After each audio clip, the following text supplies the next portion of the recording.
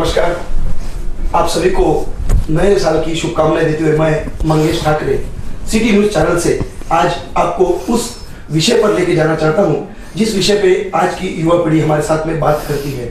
जी हाँ दोस्तों, Facebook, WhatsApp और इन सब सोशल मीडिया का माध्यम इस्तेमाल करके हमारे जो मित्र युवा वर्ग है जो बहस करते हैं और उस विषय पर जिसमें उनके पास जानकारी कम है। हमारे देश में हमारे आदरणीय प्रधानमंत्री जी मोदी जी ने ऐसे अनेक ऐतिहासिक फैसले लिए जिसका खामियाजा ना हमारे आम पब्लिक को भुगतना पड़ रहा है। वो नोटाबंदी हो या फिर किसी भी प्रकार का निर्णय हो, इन सब निर्णय पे अभी इस पोस्ट के लिए इस फेसबुक के माध्यम से भी हम लोग युवा वर्गों से जुड़ना चाहते हैं। इसी सिलसिले में हमारे सिटी चैनल के सबके चहेते प्रबंधक चंदू सोजितिया, जिन्होंने इस माध्यम से लोगों को रूबरू करना चाहा, तो कुछ लोगों के दिल में ये बात आई कि ये मोदी के खिलाफ में है। तो हम ये आज वही बात उनसे कोशिश करते हैं निकालने की कि क्या वो मोदी के खिलाफ में है या फिर इनकी ये भावना क्या है, इस पूर्ण अर्थव्यवस्था को किस तरीके से देखना चाहते हैं, जो निर्णय लिए गए हैं वो सुचारू रूप से सही थे या नहीं। आज हम इसके साथ साथ चंदू भैया सोजितिया के साथ साथ राजेश जी दोसाने, जो कि कंसल्टेंट है आर्थिक व्यवहार और आर्थिक जो बातें चलती है उसमें, हम दोनों से भी बातचीत करेंगे और आपकी बातचीत करेंगे। सर जी नमस्ते। नमस्ते। तो चंदू सर, आपसे एक पहले सवाल की फेसबुक और युवा वर्गों का जो माध्यम है सोशल मीडिया, जिसमें छोटी मोटी बातों पे कमेंट, अगर किसी को लाइक भी आते हैं तो उसको लगता है मैंने प्रॉपर्टी जमा कर ली, और किसी को अगर कुछ गलत उस पर टोन आ जाए तो उसको ऐसा लगता है कि यार ये एक तो ही मुझसे नाराज है। और आपकी जो पोस्ट देख रहा हूँ कि बहुत सारी बातें जो मोदी के खिलाफ में है, तो आप मोदी के खिलाफ में है या अर्थव्यवस्था के खिलाफ में? नहीं, मोदी के खिलाफ सबसे पहले तो आपको मैं मंगेश जी ये बता दूं कि आपने जो है चैनल का और फेसबुक का मेरा व्यक्तिगत संबंध चैनल से है, फेसबुक से। फेसबुक पे मैं मेरे व्यक्तिगत विचार वहाँ पे प्रस्तुत करता हूँ।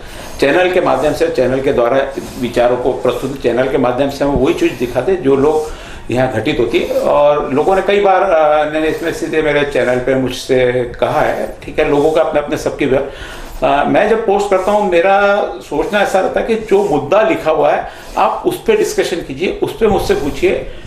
तो जो आप युवा वर्ग बता रहे हैं, जो है युवा वर्ग नहीं, कई इसमें वर्ग, युवा वर्ग तो खैर ठीक है, टेक्निकल चीज़ों में ज़्यादा रहता है, लेकिन कई लोग ऐसे जुड़े हुए हैं, यदि अच्छा सही में लिखते हैं तो हम लोग उसका देते। कई लोगों ने जैसे अभी 2 दिन पहले मैंने एक पोस्ट की थी कोई, तो जिसमें उसने मुझे पूछा था कुछ टीवी के बारे में था, जी टीवी के बारे में। जी टीवी आप देख रहे हैं, जी टीवी कंटिन्यू जिस दिन से नोटबंदी हुई एक सरी का नोटबंदी के पक्ष में बोल रहा है, बाकी सारे चैनल जबकि अलग अलग के खिलाफ में बोलते। तो एक ने मुझे उसमें लिखा कि आपने जो लिखा वो ठीक है, लेकिन एनडीटीवी जो देश के खिलाफ में जा रहा है उसके बारे में आप क्यों नहीं बोलते। मैंने उससे कहा कि एनडीटीवी देश के खिलाफ में जा रहा तो उसका निर्णय लेने, उसका अधिकार प्रधानमंत्री को, सरकार को है कि उसके खिलाफ कदम उठाए। सरकार के पास अधिकार भी है, मेरे पास में कि वो जो एक साइड में जा रहा उसको सिर्फ बोलूं, मेरे इसमें अधिकार नहीं, मैं जी टीवी को रोक नहीं सकता बोलने के लिए, लेकिन एनडीटीवी को बैन भी कर सकती है सरकार। लेकिन कई सरकार के भी ऐसी बात होंगी जो एनडीटीवी के पास होंगी, क्योंकि ये सारा जो चलता है कहीं ना कहीं मिला जुला चलता है, मीडिया भी मिला जुला हुआ है, सब पूरा जो भी दिखता है मैनिपुलेटेड होता है। मैक्सिमम चीजें इसमें मैनिपुलेटेड होती है, कई बार वो चीज नहीं बताई जाती जो आपको दिखाना है। और यदि खिलाफ में जाता तो बोलते इसको कुछ मिला नहीं। ये सारी चीजें जो है ना कहीं सिर पैर नहीं बैठता इन चीजों का, कोई चश्मा बना हुआ है देखने का। जो डिस्कशन होनी चाहिए वो फेसबुक पे नहीं है। फेसबुक पे सिर्फ एक ही मोदी के खिलाफ लग रहा है। मैंने तो कई जगह, मैं आपको बताऊंगा, मैंने मोदी के पक्ष में बहुत सारी चीजें लिखा, लेकिन लोगों में ये भावना बैठती कि ये मोदी के खिलाफ में लिखते, उसके ऊपर भी मेरे को गलत कमेंट्स लोगों ने कर दिए। होता है ये, चलो मुझे एक है कि मेरी प्रति लोगों की भावना, मोदी के खिलाफ लिखते, एक ने वो लिखता है कि आप कंटिन्यू राहुल गांधी पप्पू के बारे में, मैंने मेरा कहीं पे भी मोदी के खिलाफ है तो मैं कांग्रेस का पक्ष नहीं ले रहा। मैं नीतियों के बारे में बोल रहा हूँ कि जो नीति आपने अभी लागू की है उससे लोगों को तकलीफ हो रही है। तकलीफ ये बोलते हैं आप हो रही, ये भी उनको भी पता है, तो बोलते हैं आप तकलीफ भुगतो। कोई भी प्रशासक, कोई भी राजकीय व्यवस्था, कोई भी राजा कभी भी अपनी प्रजा को तकलीफ देके कुछ चीज हासिल नहीं करता। आज तक तो मैंने ऐसा नहीं देखा। फिर अंधेर नदी चौपट राजा वाली बात अलग है कि क्या हम डिक्लेयर कर दे, उसका पता नहीं। निर्णय लेना, निर्णय यदि लेता है एक मुश्त निर्णय कि ये लेना है, निर्णय की पूरी नियमावली बनी जाती है, उसके ऊपर क्या होगा, हर चीज के ऊपर सोचा जाता है कि ये करने के बाद में इसका इफेक्ट क्या होगा। सारी चीजें, घर में कोई अपने एक शादी होती है तो कौन मेहमान आएगा, कैसे आएगा, कहाँ से आएगा, उसकी क्या व्यवस्था होगी, यदि मैनेजमेंट दोपहर में आएगा, रात में लेने कौन जाएगा, उसको कहाँ रुकाएंगे, सारी छोटी सी व्यवस्था का मैनेजमेंट अपन करते हैं। और इतने बड़े देश में नोटबंदी का निर्णय लेना और उस नोट का जो 85% मार्केट में चलन में, नोटबंदी का निर्णय के विरोध में नहीं हूं, लेकिन जो जिस ढंग से उसको यूज में लाया गया, जिस ढंग से उसको ये किया है, क्योंकि उनको भी समझ में आ गया नोटबंदी गलत है, तो फिर होता है हमने किसी को गलत बोल दिया तो झूठ छुपाने के लिए हम दूसरा झूठ बोलते, फिर तीसरा झूठ बोलते, फिर चौथा झूठ बोलते, तो ये एक गलती छुपाने के लिए दूसरी गलती, तीसरी गलती, चौथी गलती, पांचवी गलती, गलतियों में गलती, रोज नियम में बदलाव, रोज नियम में बदलाव, रोज नियम में। और लोगों को ये लगे कि मोदी जी कर रहे अच्छा है। लोगों का क्या होता है, आमतौर पर देखा गया कि किसी का अच्छा किसी से देखा नहीं जाता। बराबर। यदि आप अच्छे हो तो आपके पड़ोसी को आपका अच्छा नहीं दिखे, आपका नुकसान हो उससे आपका पड़ोसी खुश है, उसको क्या मिला लेकिन आपका नुकसान हो। एक्जेक्टली होता है वही हुआ, भाई पड़ोसी खुशी है आज इसकी, इसलिए खुश। और देश में 80% के करीब जनता, मुझे लगता है आंकड़ा राजू भाई सही बताएंगे, जिनको देश की राजनीति से, आर्थिक व्यवस्था से कोई लेना देना। आर्थिक व्यवस्था में सबसे बड़ा हिस्सेदार होता है देश का व्यापारी, जिसको हमेशा चोर और लुटेरे बार बार इन सालों में बोला।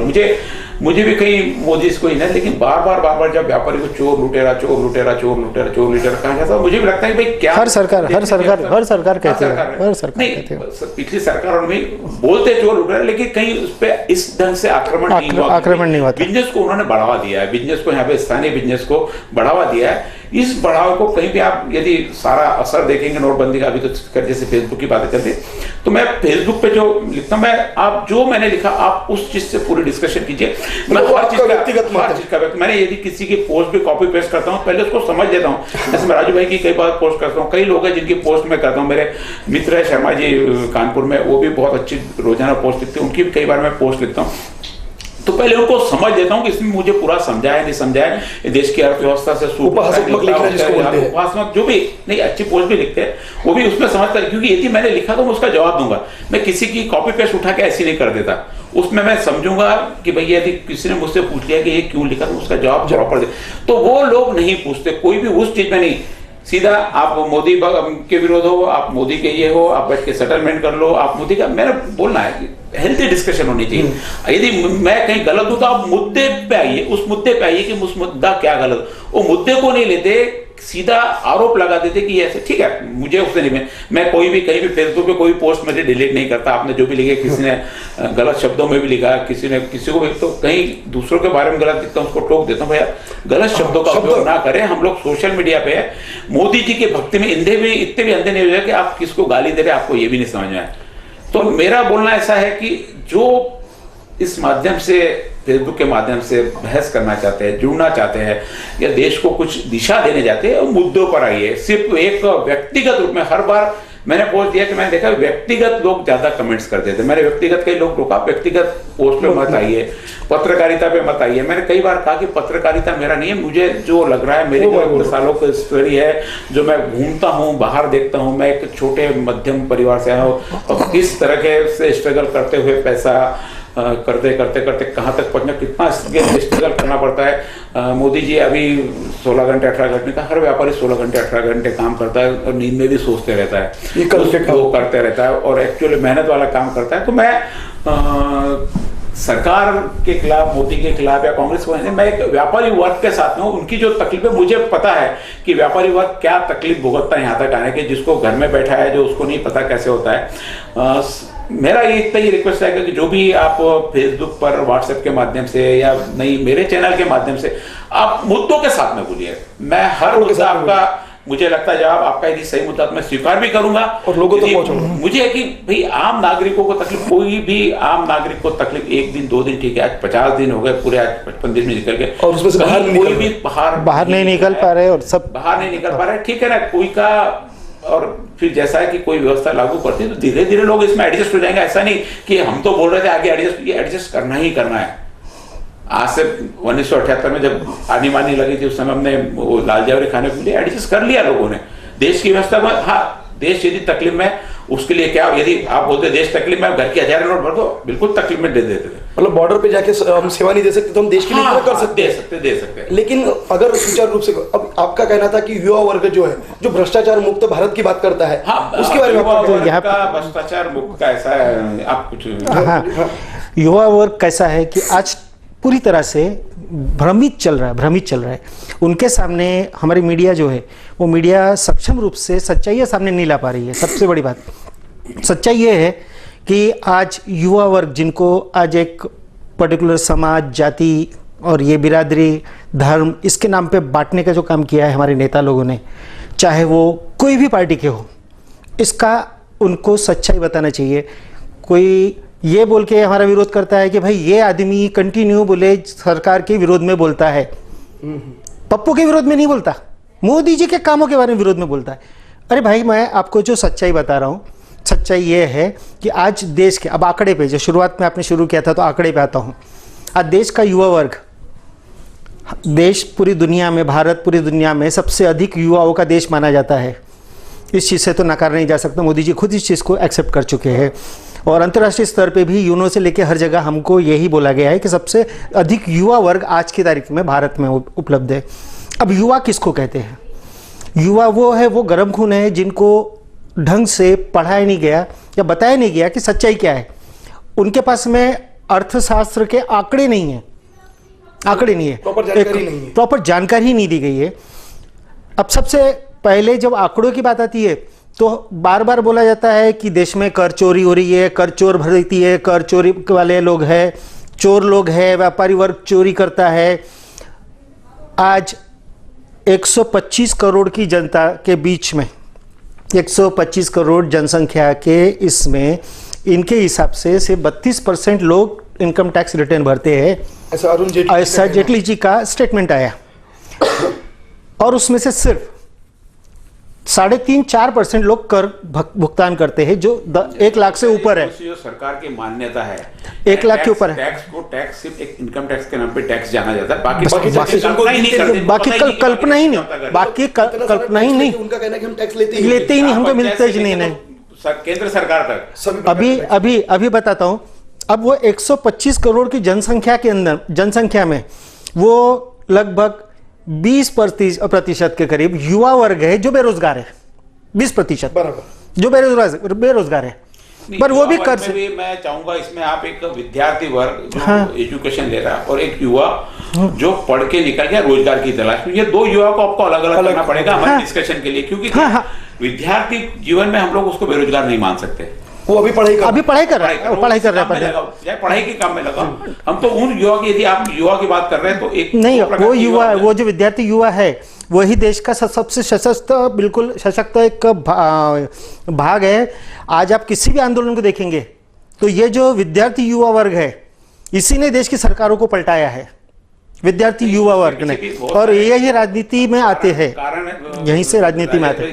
उसमें युवा का जो आपने अभी विद्यार्थियों का नाम लिया, हाँ, 12वीं तक विद्यार्थी का स्ट्रगल पढ़ाई में जाता है, 12वीं तक उसको अर्थव्यवस्था मालूम ही नहीं। कॉलेज में फर्स्ट ईयर में जाता है, हाँ, फर्स्ट ईयर में जाता है, उसको सिर्फ एक किताबी ज्ञान होता है, उसको भ्रष्टाचार नाम की चीज से चिढ़ होता है, क्योंकि बाहर हर तरफ से उसी का होता है भ्रष्टाचार, करप्शन उसको नहीं समझता। वो सिर्फ पढ़ाई के उतने ही पता है, उसको नहीं पता कि उसके घर में पैसा कहाँ से आता, क्या आता है। उसकी जो आज MBA आप करने जाओ, एक MBA अच्छी कॉलेज से MBA करो, आप 15 लाख से 2 साल में आपके कम नहीं लगते, उसको ये नहीं पता। लेकिन वो भ्रष्टाचार और करप्शन के खिलाफ बात करता है। मोदी जी ने जो सबसे पहले अपना टारगेट पकड़ा है, युवा को भ्रष्टाचार मुक्त चाहिए। ये युवा जब तक ही भ्रष्टाचार मुक्त रखते हैं, जब तक इनको व्यवहारिक चीज में नहीं आते, प्रैक्टिकल नॉलेज में पैसा कहां से आता है, इससे हो रहा है खुद भी कितना, क्योंकि कहीं आज उनको यहाँ से पूना जाना है, यदि रिजर्वेशन नहीं है तो किसी को 100 रुपए देके ट्रेन में बैठ के जाते यहीं से शुरू होता है। जहाँ पर उनको एडमिशन लेनी है,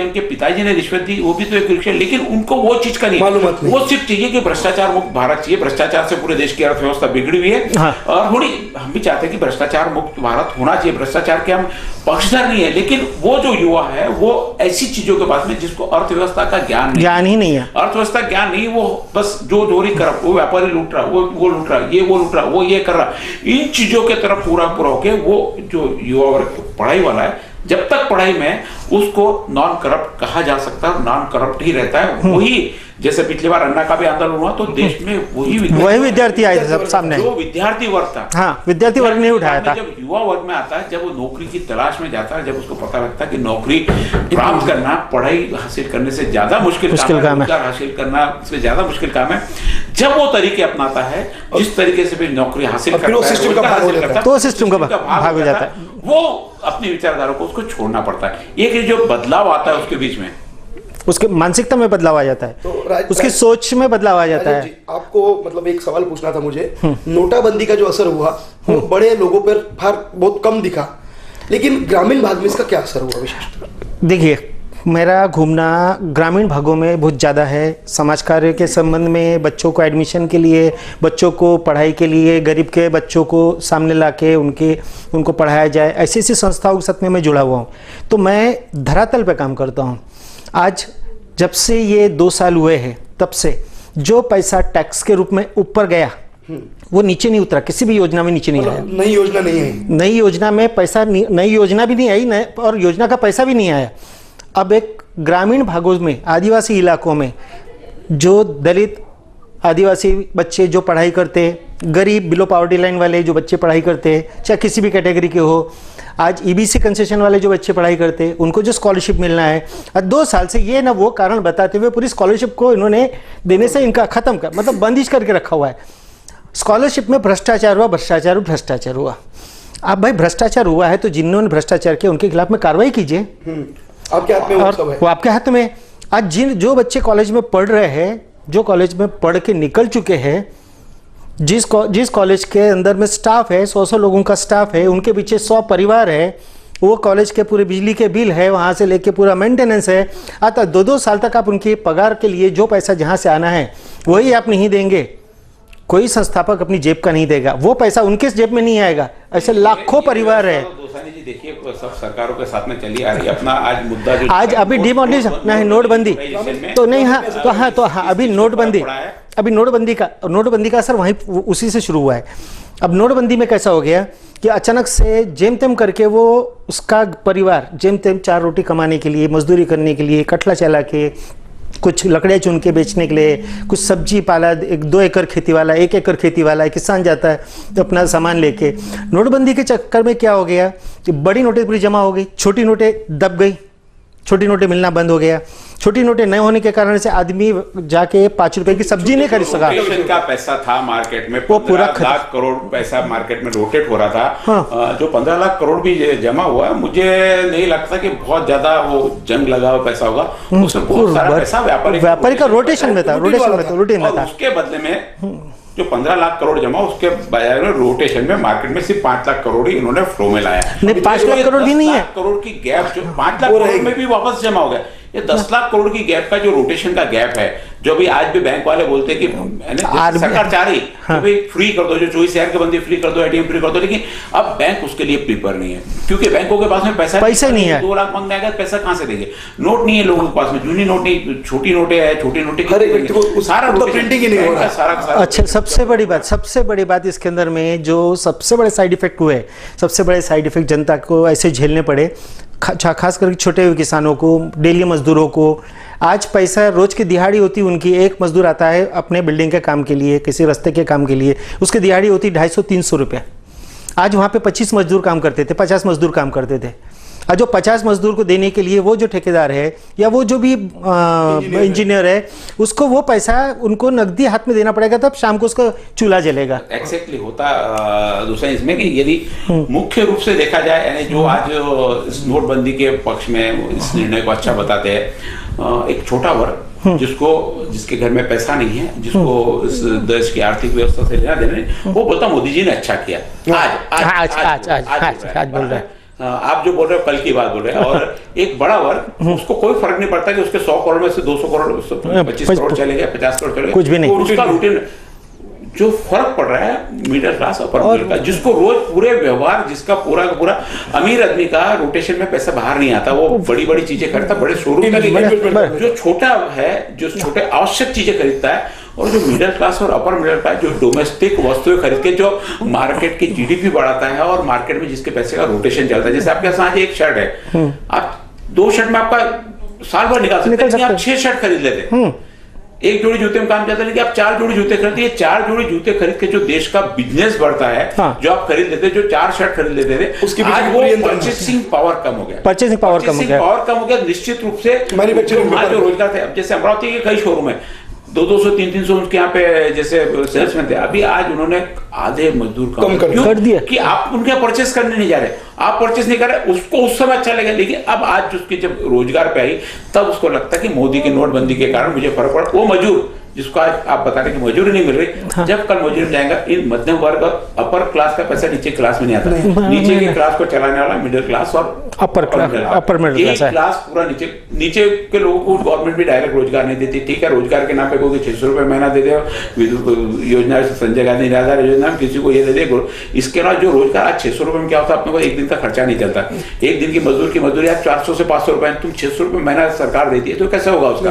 तो ये सारी चीजें जब होती कि अब उनको जब धीरे धीरे इस चीज का कि रोजगार कम हो गए, पैसा कम हो गया, मार्केट से मजदूरी कम हो गई, लोगों ने आज 500 रुपए मजदूर 300 रुपए मजदूरी में काम करना शुरू कर दिए, क्योंकि मंदी तो आ गई, मंदी तो आ गई है ना। जितना और रेट किस चीज के बढ़ेंगे? प्राथमिक चीजों, किसानों के रेट कम होंगे, रेट बढ़ेंगे, रेल भाड़ा, ट्रांसपोर्टिंग, एयर भाड़ा, लग्जरी सेक्टर, ये सारी चीजों के लग्जरी आइटम तो लोग खरीदने वाले नहीं, टैक्स बढ़ा के क्या करूंगा आप? आज सारे शोरूम देखो, अमरावती में कई बड़े शोरूम के दिन के 8-8 दिन तक एक बिल नहीं पड़ता है।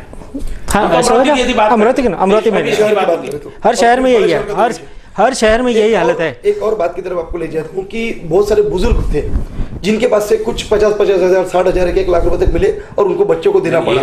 उस मामले में आपसे जानना चाहूंगा। इसमें तो मंगेश जी आपको बताऊं, मोदी जी ने जिस दिन दूसरे दिन शायद जापान में भाषण दिया था, देश के व्यापारियों को उन्होंने बोला, मुझे नहीं लगता कि विदेश में जाके अपने देश की आंतरिक बातें बाहर जाके उन्होंने बड़े आदमी उनका कुछ विजन हो सकता, हम लोग बहुत छोटे पढ़ते समझ नहीं सकते, इसमें भी हो सकता उनका वहाँ कुछ देने के बाद में कि भाई हमारे देश में ऐसे ऐसे लोग हैं, आप हमारे आइए, बिजनेस कीजिए, वो भी हो सकता उनसे। और कुछ जापान में जाके देश के बारे में, अर्थव्यवस्था के बारे में बताना, मुझे लगता है किसी भी जानकार आदमी के लिए मुझे नहीं लगता कि अच्छा होगा, लेकिन शायद वहाँ हिंदी में बोले तो उनको जापानी को समझी नहीं होगी, इसलिए हम लोग खुश है कि चलो भाई उन्होंने बोल दिया, उनका काम था, हमने सुन लिए, उनको समझा नहीं, हमारा काम नहीं। लेकिन उन्होंने वहां बात कही थी कि आज वो माँ कितनी खुश होगी जिसके बेटे ने आज जाके खाते में 50,000 डाला।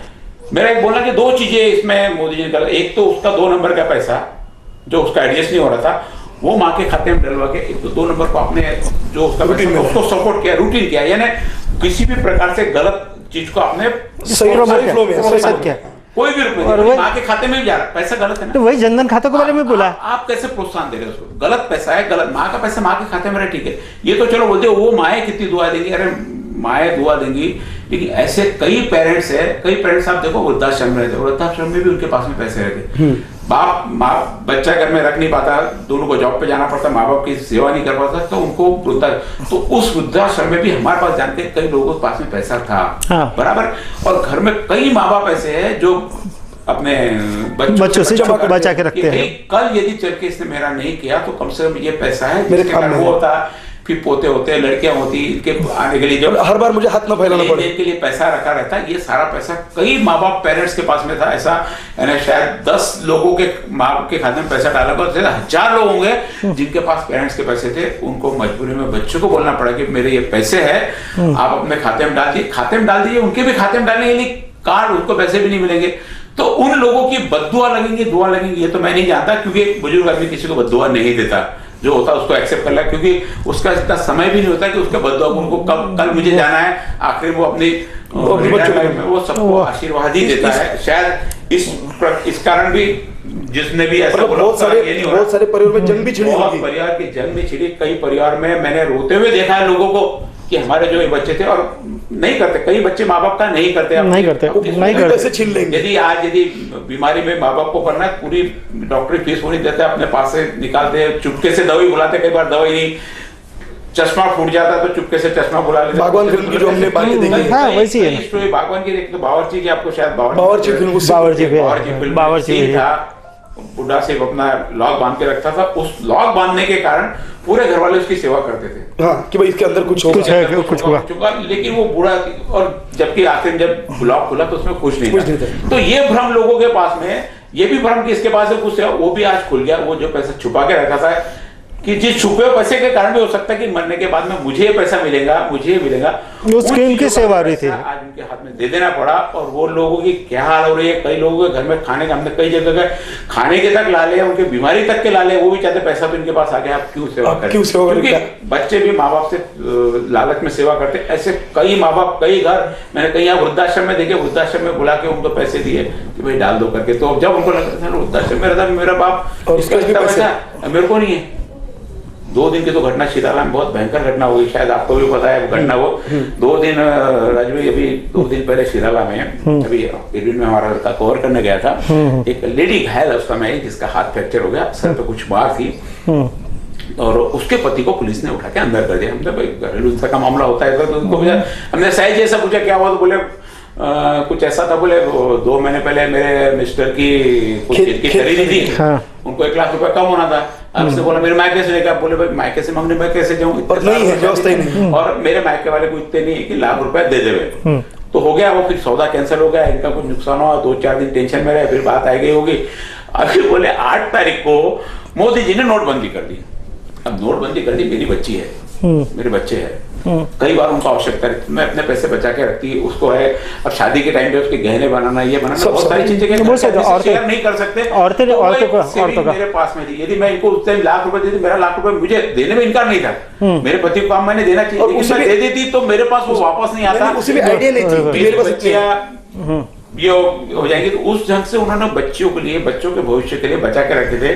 तो जब नोटबंदी हुई 8 दिन तक तो बोले मैं घर में चुप रही, 90वें दिन मेरे पास इलाज नहीं था, मैंने उनको बोली कि भाई घर में इधर से उधर करके मेरे 1.25 लाख रुपए, ठीक है, उसने दे तो दिया, बैंक में पैसे भर के आए। बाद में बोले साहब इतना मारा मेरे को, इतना मारा, ये तो क्यों? तो बोले जब मेरे को नहीं दिया, नुकसान हुआ। पति से पूछा तो बोले अब इसको तो और मारना बाकी। बोले इस ढंग से, जबकि उस औरत को भी नहीं मालूम था कि उसके पास 1.25 लाख रुपए निकलेंगे। और इस ढंग से नोटबंदी के जो परिणाम है, ये परिणाम क्या होता है, बहुत दुष्परिणाम है। ये बात मोदी तक नहीं पहुंचती भी नहीं, उनके लोग पहुंचने भी नहीं देते। ऐसी बहुत सारी बातें हैं कि जब भी मंडल आयोग आया, कुछ भी तो वहाँ पे आत्मदाह हुआ, कुछ हुआ, कुछ लोगों की मौत हुई।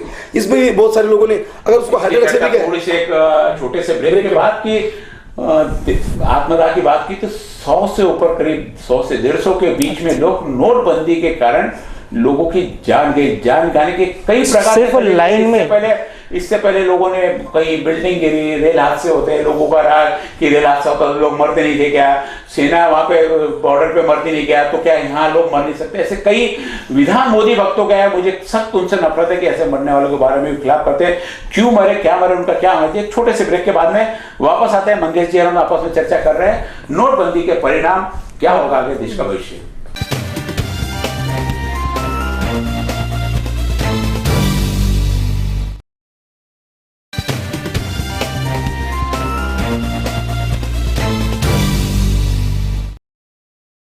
पुनः सिटी न्यूज में आपका स्वागत है। ब्रेक पे जाने से पहले चले थे नोटबंदी के बाद में, नोटबंदी के कारण 150 से ज्यादा लोगों की मौत हो गई, ऐसी खबरें सुर्खियों में रही।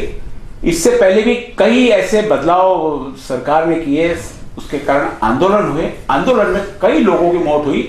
यहाँ कोई बदलाव के लिए जनता ने कोई आंदोलन नहीं किया, सिर्फ अपने जरूरत और अपने खुद के पैसे लेने के लिए गए और घर पे वापस लौटे नहीं। उनके घर वालों पे क्या बीती ये तो उनके घर वाले जानते, लेकिन इसका परिणाम की ऐसी व्यवस्था जिसके कारण लोग, ठीक है ना, कोई चीज आपने व्यवस्था की, मंडल आयोग आया था उसमें भी लोगों ने आंदोलन किया, लोग उसमें, मेरे आंदोलन में लोग मरते हैं, भीड़ में जमा होते हैं, ट्रेन हादसे में भी मरते हैं, कई बार भूकंप में मर जाते हैं। मरना ये किसी के हाथ में नहीं, लेकिन ऐसी व्यवस्था के कारण जो देश को सुधारने के लिए प्रचारित की जा रही है, भ्रष्टाचार को खत्म करने के लिए प्रचारित की जा रही है, काले धन को निकालने के लिए प्रचारित की जा रही है, ये तीनों चीजें तो नहीं हुई, लेकिन मौत जरूर आ गई। इंतजार भ्रष्टाचार खत्म होने का भी था, लेकिन उससे पहले मौत आ गई। जो भ्रष्टाचार मुक्त भारत देखने के लिए उस लाइन में खड़ा था और इस निर्णय को सहयोग कर रहा था, वो आज देखने के लिए है नहीं कि क्या सही में भ्रष्टाचार मुक्त भारत हुआ। ऐसे जो लोग मर गए, मैं दोसानी जी से पूछना चाहूँगा कि दोसानी जी, ऐसी मौत को जो मर जाते किसी व्यवस्था के खिलाफ, उनके घर वाले तो ठीक है उस समय, लेकिन एक सामाजिक न्याय और सामाजिकता में विपक्ष का काम नहीं था कि सदोष मृत्यु की एक कोई याचिका दायर करते? क्या हो सकती है ऐसे में? आप कानून के जानकार हो बहुत ज़्यादा। अभी सबसे पहले बताता हूँ, लाइन में लग के 150 लोगों की मौतें, जी, ऐसी खबरें थी। ऐसे खबरें थी, ठीक है। मेरे हिसाब से लाइन में लग के जो मौतें हुई है वो हो सकता है हार्ट अटैक आया या और किसी कारण से भूखा प्यासा बैठा है उसके कारण से वो मौतें हुई या नहीं हुई, जो लोगों ने देखी, जो लोगों ने देखी या नहीं देखी, या कुछ मीडिया ने बताया कुछ नहीं बताया। अब ये सब चीज़ों के बीच में हमको ये देखना पड़ेगा, एक आदमी की भी मौत हुई है तो ये किस लिए हुई है? ये सिर्फ दुरावस्था, जो प्रॉपर किसी भी चीज़ का प्रॉपर होमवर्क न करके कोई भी योजना को लागू करने के लिए आनन फानन में कभी होमवर्क नहीं किया, क्या होने वाला है देश का, कुल कितने रुपए आने वाले, काला धन तो 1 रुपया नहीं आया, पर मौतें हजारों से हुई है, इसको नकारा नहीं जा सकता। होमवर्क का संबंध यदि दूसरा नहीं, होमवर्क की बात नहीं। बताई जाए हाँ। तो नरेंद्र मोदी और जेटली जी जो मुख्य लोग, ये दोनों भी अर्थशास्त्री नहीं है। इसलिए इनके पास में अर्थशास्त्री की सलाह देने के लिए उर्जित पटेल था। हाँ। ये सारी जिम्मेदारी मुझे लगता है उर्जित पटेल की होनी चाहिए। नहीं, तो आरबीआई के गवर्नर के ऊपर अभी ये सब मौतों की जवाबदारी जानी चाहिए, क्योंकि हमको सिर्फ वो मौतें दिखी जो लाइन में हुई है, वो मौतें नहीं दिखी है जो आज इलाज के अभाव में, क्योंकि पैसा नहीं है तो डॉक्टर अच्छा हमारे समाज में हमारा एडमिट तो छोड़िए, हाथ नहीं लगाता। पहले बाहर कार्ड बनाना पड़ता है, 300 रुपये बाहर दोगे तब अंदर जाओगे, और अंदर जाने के बाद में वो हाथ लगाएगा, हाथ लगा के 1000 रुपये की 500 रुपये की दवा लिखेगा। आज ये जो समय था, समय एक तो गलत चुना। दिवाली के बाद में तुरंत शादी का सीजन होता है, शादी के सीजन के समय में मौसम चेंज होता है, इस मौसम चेंज में वायरल इन्फेक्शन से लेके बाकी बीमारियां अपने उफान पे आती है। आज इलाज के अभाव में मरने वाले, घर में पड़े हुए लोग, बुजुर्ग लोग, बीमार बच्चे, उनकी मौतों को हम क्यों नहीं कैलकुलेट करते? जो हमारे दोस्तों से अलग अलग राज्यों में हमारे दोस्त बैठे हुए, फेसबुक की बात चल रही है तो फेसबुक के जरिए हम लोग हर जगह की इंफॉर्मेशन आपस में शेयर करते हैं। उस शेयरिंग में हमें सिर्फ इतना पता चला कि उत्तर प्रदेश, ये एक पिछड़ा इलाका बोला जाता है, उत्तर प्रदेश और दिल्ली, ये दोनों राज्यों के बीच में सिर्फ ये नोटबंदी के 50 दिन के अंदर में 5000 से ऊपर मौतें हो चुकी है। नोटबंदी के कारण इलाज, पैसे के अभाव के कारण, जो सुर्खियों में नहीं है। आज लाखों लोग रोजगार से बाहर हो गए, फेंके गए। आज वो भूखमरी से परेशान होकर गांव को जा रहे हैं, वहां भूखमरी झेल रहे हैं, क्योंकि उनके खेत जो छोटे छोटे थे जिसके लिए वो शहरों में कमाने के लिए आए थे, वो बेरोजगारी के कारण वहां भूखमरी का शिकार हो रहे हैं। आज बैंकों के पास में पैसा नहीं है, आज किसानों को फसल का पैसा मिल नहीं रहा है। आज किसान के सोयाबीन आप पकड़िए, इस समय सोयाबीन मार्केट में हर साल 3200-3300 रुपये क्विंटल का भाव रहता है। आज उसको 2300 रुपये के भी कोई खरीदने को तैयार नहीं है। अब उस किसान ने क्या करना? उसने भी आत्महत्या करना, क्या उसने भी कर्जा लिया हुआ है बैंक से, उसने भी सीड और फर्टिलाइजर्स लेकर सब दिया हुआ है, उसने अपनी बीबी के गहने गिरवे रख के सब सामान लाया हुआ है। अब उसके पास में अगर 20 कुंटल नहीं मिलता, उसको वापस मुंह बदला मिलना नहीं है, क्योंकि अभी वो कम से कम 6 महीना पॉसिबल नहीं है। व्यापारी के पास लेने को पैसा होना, व्यापारी के पास में पैसा नहीं है, व्यापारी के पास में पैसा नहीं है, पैसे की रोटेशन नहीं, आपने पैसे को बंदी लगा दी है, पूरी पैसा निकाल नहीं सकते, कहीं से ला नहीं सकते, घर का पैसा सारा बैंक में जमा हो गया। तो इन सब चीजों के लिए ये अव्यवस्था तो होनी ही होनी थी। अच्छा, दूसरी बात, हमको बोला जाता है कि भाई आप मोदी जी का विरोध करें। हम मोदी जी के विरोधक नहीं है। जो राष्ट्रभक्त होगा, जो देशभक्त, विरोधक बोल रहे हैं, मुझे तो बोल रहे हैं कांग्रेस का फेवर कर रहे हो करके। नहीं, मेरी पूरी पोस्ट में मैं सभी को बोलना, कहीं पे भी हम लोग कहीं कांग्रेस का पक्ष ले रहे हैं, कांग्रेस के साथ में जा रहे हैं, कांग्रेस की तरफदारी कर रहे हैं, ऐसा नहीं है। एक व्यवस्था है, उस व्यवस्था का निराकरण कैसे होना चाहिए। होता ऐसा कि पहली बार जब इतनी गलती हुई कि भाई नोटबंदी गलती है, कि उसको सुधारने जो गलत व्यवस्था है उसके खिलाफ में हम होता सिर्फ नोटबंदी तक ही करते तो भी चलो कई हद तक हम लोग मान लेते। नोटबंदी के साथ में कैशलेस प्रमोट किया, क्योंकि नोटबंदी फेल हो गई, कैशलेस प्रमोट किया, कैशलेस में लिमिट डाल दी, तो इन सारी चीजों के लिए जनता तैयार नहीं थी। अच्छा, दूसरा एक बोला था कि आप 31 मार्च तक अपने 30 दिसंबर तक आप अपने बैंकों में नोट जमा कर सकते, उसके बाद में अगर आपको नोट बदली करना है और आप फिर भी अगर चूक गए तो आपको 31 मार्च को रिजर्व बैंक में नोट जमा कर सकते थे विद द रीजन। अच्छा, जो भी टेक्निकल भाषा। आज क्या कर दिया है, देशवासियों को 31 मार्च की जगह 1 जनवरी से उस पर बंदी आ गई।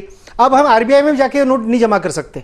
नहीं, वो तो राजेश भाई ठीक है, जाके जमाने का वो तो हो गया। हाँ। मोदी जी ने जिस दिन पहले दिन बात किया कि आज रात से ये नोट रद्दी के टुकड़े हो जाएंगे और अभी बोलते हैं कि ये नोट यदि आपके पास में रहेंगी तो जुर्म होगा। जुर्म होगा। तो रद्दी घर में रखने में जुर्म जुर्म कैसे, ये कौन से नियम में आता है?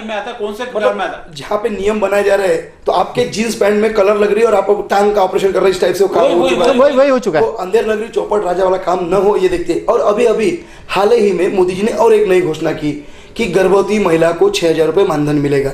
इस विषय पे आप थोड़ा प्रकाश डालिए। 6,000 रुपया गर्भवती महिला को सहकार मिलेगा या सहयोग मिलेगा, आर्थिक मदद? नहीं नहीं नया लालच दिया। नहीं, अभी वो एक्चुअली वो आंखों में धूल झोंकने वाला काम हुआ, नीली धूल झोंकने वाला। 2000 अन्न सुरक्षा कानून 2013 के कलम 4 को अगर आप पढ़ते हैं, कलम 4 में दिया हुआ है कि जो गर्भवती महिला, जो महिला गर्भ को धारण करती है, उसमें कोई भी हो, महिला गर्भ को धारण करती है तो गर्भ धारणा के दिन से बच्चे के जन्म तक और बच्चे के जन्म के बाद में अगले 6 महीने तक वो गर्भवती महिला और बच्चे के पौष्टिक आहार की जवाबदारी सरकार आंगनवाड़ी सेविका के जरिए वो निभाएगी। दवा पानी का पूरा खर्चा उसको देगी। इसमें उन महिलाओं को उन्होंने शामिल नहीं किया था जो दूसरे किसी विभाग में काम करी जहां उनको इससे बेहतर सुविधा मिलती है या यह सरकारी या निम्न सरकारी विभागों में काम करती, वो इसके दायरे में नहीं लाई थी। अब क्या हो गया? उसके अलावा 6,000 ये लिमिट नहीं थी, कम से कम 6,000 रुपया ये या उससे ज्यादा जो उसको खर्चा है। जैसे एक आधी कोई स्त्री है, बहुत से है, एनीमिक है, उसको तुरंत बहुत ज्यादा हेवी मेडिसिन लगती है, ब्लड लगती है, दुनिया भर के सब, वो सारी सुविधा का पूरा पैसा सरकार को जैसा ऐसा लगेगा वो आंगनवाड़ी सेविका और वो संबंधित जो घोषणा के पहले वो जब मिल रहा था 12,000 भी हो सकता है, 15,000 6 लाख भी हो सकता है। अच्छा। पर अब इसमें क्या कर दिया कि वो सेक्शन 4A को बाकायदा बाजू में दबा दिया। 6,000 रुपया हर एक गर्भवती महिला को मतलब इंस्टॉलमेंट में मिलेगा, मतलब मैक्सिमम लिमिट कर डाली। अब वो सरकारी पहले मिलता था ज्यादा, यानी पुरानी सरकारों द्वारा जो गर्भवती के लिए पैसा एक उसकी पोषक आहार देख रेख के लिए दिया जाता था, जिसकी लिमिट यानी आप बताए मिनिमम 6,000 उसको देना ही, उसके बाद आवश्यकता के अनुसार यदि उसको रिकमेंड करती है डॉक्टर्स और ये तो उसको ज्यादा भी दिया जा सकता था उसके आवश्यकता। अब वो मोदी जी ने 6,000 कर दिया। यानी एक महत्वपूर्ण घोषणा 31 दिसंबर को हम लोग समझ रहे थे मोदी जी ने कुछ इस प्रकार का प्रलोभन दिया गर्भवती महिला। अभी राजेश दोषन साहब ने एक बहुत बड़ा आश्चर्य धक्कादायक बात बताई, ये नियम तो पहले से ही था, तो आखिर मोदी जी ने नियम को छोटा कर डाला, नियम को और छोटा कर डाला, अबॉर्शन कर डाला के लिमिट होगी और उसको ये कर दिया। तो ये नहीं, ये समझ में क्या लोगों में कंफ्यूजन है कि भाई मोदी जी ने ये किया। मोदी जी ने कई सारी घोषणाएं की पीछे घर में, जैसे 500 ग्राम से ऊपर सोना, ये तो 500 ग्राम के ऊपर सोना पहले से ही है कि नहीं रख सकते थे। 500 ग्राम के ऊपर सोना नहीं रख सकते, ठीक है। 500 ग्राम के ऊपर सोना अगर समझ लीजिए मेरे पास पूछते नहीं, अगर 10 किलो सोना है रख सकते। अच्छा, और एक नया बीच में एक नया शगुफा आया, आप अपने घर में 10,000 के ऊपर नकदी नहीं रख सकते। भाई मेरा पैसा मैं कहीं भी रखूं, बैंकों में पैसा जमा करके मैं कार्ड से स्वैप करूं। पूरे देश में मुझे लगता है कि ये व्यवस्था हर व्यक्ति को चोर समझती है। चोर व्यक्ति अपने घर में ज्यादा पैसा नहीं रख सकता। आपने कमाया तो बैंक में रखो, और बैंक में रखो तो बैंक के भी भरोसे नहीं, क्योंकि सिक्योरिटी पूरी कई ये नोटबंदी के पहले 17 लाख खाते कैंसल किए एसबीआई ने, क्योंकि हैकिंग होने का शक था। नहीं, हैक हो गए थे। ऐसी सिक्योरिटी व्यवस्था में कई लोगों ने प्रश्न उपस्थित किया कि हम पैसा रख भी दे, उसकी सिक्योरिटी की जिम्मेदारी क्या सरकार लेगी? सरकार इस ओर से चुप है। किसी भी प्रकार की पेटीएम ने भी बोल दिया कि अपनी सिक्योरिटी का कोई ने पैसा ले गया तो वो देंगी नहीं। ऐसी व्यवस्था में कैशलेस की व्यवस्था करना कहां तक उचित है? एक साथ में एक आक्रमण तो हुआ कि नोटबंदी कर दिया, और दूसरा कैशलेस व्यवस्था। लेकिन कैशलेस व्यवस्था, इससे होने वाले परिणाम कितने दुष्परिणाम होंगे, क्या अच्छे परिणाम होंगे, अगले एपिसोड में आपके साथ में फिर मिलेंगे। तब तक के अभी समय गंवा नहीं देता कि और बहुत सारी चर्चा, ये चर्चा लगातार जारी रहेगी। रोजाना आप इस चर्चा को देख सकेंगे, आप भी इस चर्चा में शामिल होना सही है। मंगेश से मुझे जो चैनल पे नंबर आ रहा है आप संपर्क कर सकते हैं। आप भी अपने विचार, कोई जरूरी नहीं कि आप मोदी के पक्ष में बोलो, नोटबंदी के खिलाफ में बोलो, नोटबंदी, आपके मन में जो विचार आते हैं, यदि इन विचारों का भी आपको कहीं लगता है कि हमने गलत बोला, आप आके अपनी प्रतिक्रिया आसानी से यहां पर दे सकते हैं। हर व्यक्ति के लिए हमारे मंच खुला है। आइए कुछ देश के लिए चर्चा करके अच्छा हासिल करें, लोगों की तकलीफ कम करें। इसी आशा के साथ पुनः आपसे वापस मिलेंगे, तब तक के लिए नमस्कार। नमस्कार। कंटिन्यू एक सेकंड के लिए वही बोल रहा था कि अपने विचार भेजो, यहाँ क्या नहीं तो मोबाइल से भी भेजो। बोलते हैं। अच्छा बोलो।